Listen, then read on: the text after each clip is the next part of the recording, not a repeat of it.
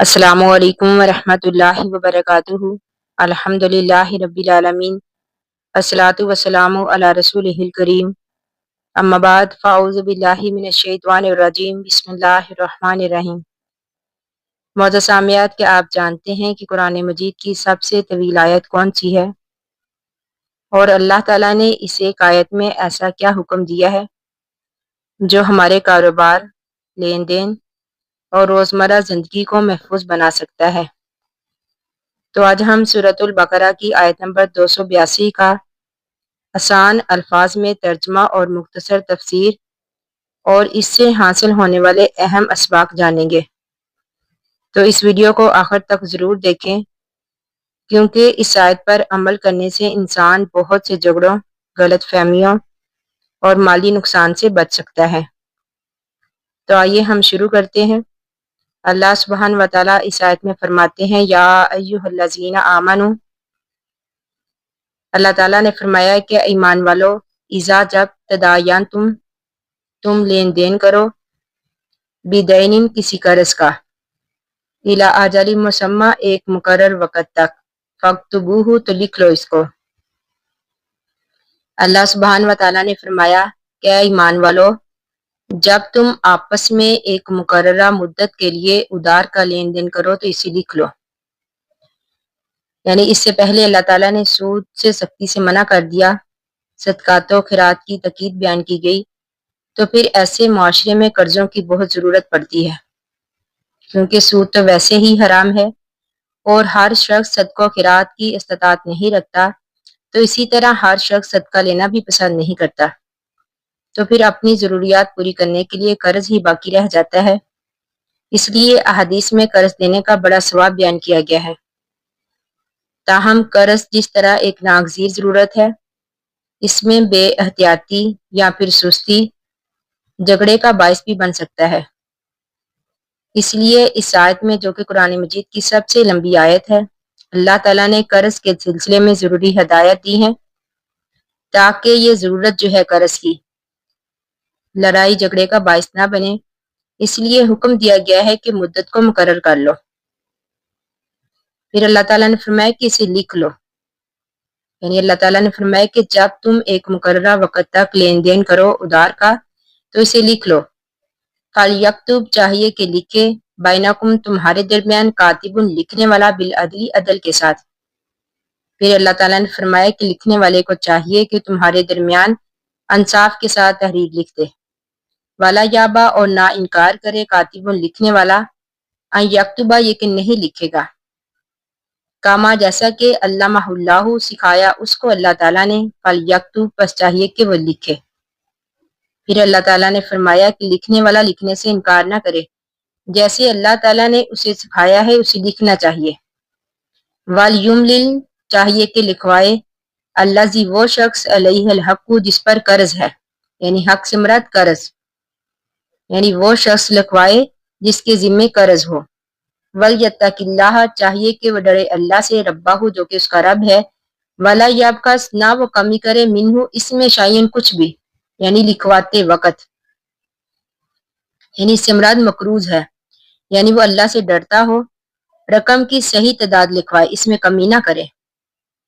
پھر اس کے آگے اللہ تعالیٰ نے فرمایا وَإِنْ كَانَ الَّذِي عَلَيْهِ الْحَقُّ وَإِنْ فَإِنْ پس اگر، کان الذی ہے وہ شخص، علیہ الحق جس پر قرض ہے، سفیہن بیوقوف، اور ضعیفن یا کمزور، او یا پھر لا یستطیع نہیں طاقت رکھتا، ان یملا یہ کہ لکھوائی اس کو، ان یملا ہوا یہ کہ وہ لکھوائی اس قرض کو،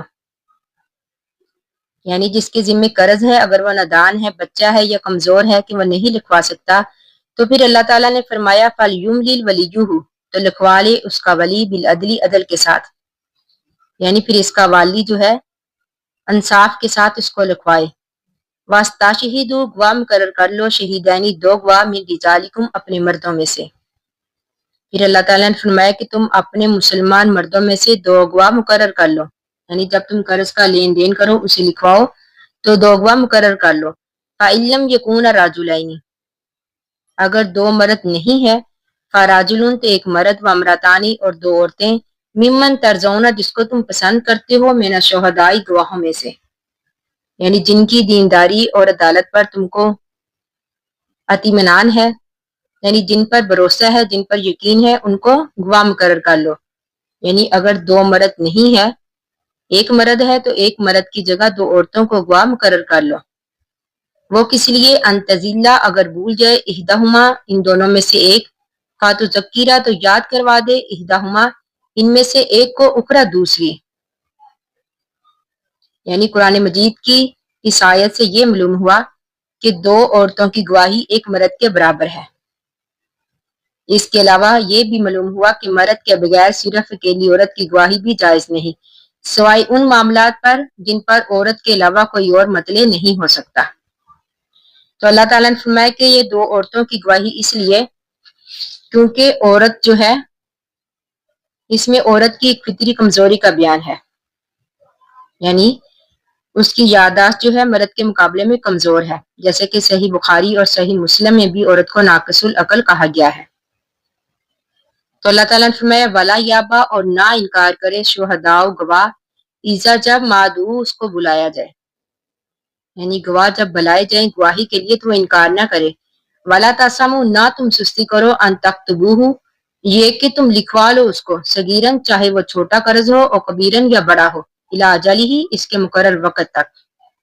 اللہ تعالیٰ نے فرمایا کہ قرض چاہے چھوٹا ہو یا بڑا، اسے مقرر مدت کے ساتھ لکھوانے میں تم سستی نہ کرو۔ ذالکم، یہ اقسط، زیادہ انصاف پسند ہے، عند اللہ، اللہ کے نزدیک، واقومو، اور زیادہ سیدھا ہے، لشہادتی، گواہی کے لیے، وادنا، اور زیادہ قریب ہے، اللہ ترتابو، یہ کہ تم شک میں نہ پڑو۔